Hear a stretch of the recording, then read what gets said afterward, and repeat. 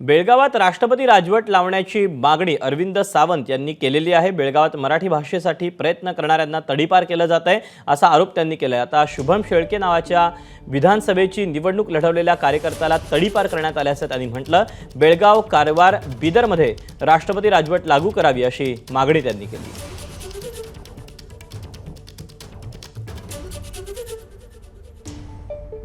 तेव्हा शुभम शेळके नावाच्या कार्यकर्त्याला तडीपार केल्यानं अरविंद सावंत हे आक्रमक झालेले आहेत। बेळगावसह कारवार, बिदरमध्ये राष्ट्रपती राजवट लागू करा अशी मागणी त्यांनी केलेली आहे। ठाकरेंच्या शिवसेनेचे खासदार आहेत अरविंद सावंत। आता त्यांची ही मागणी पूर्ण केली जाते का, याकडे प्रशासन नेमकं कसं पाहतंय, सरकार नेमकं कसं पाहतंय ते पाहणं महत्त्वाचं असणार आहे।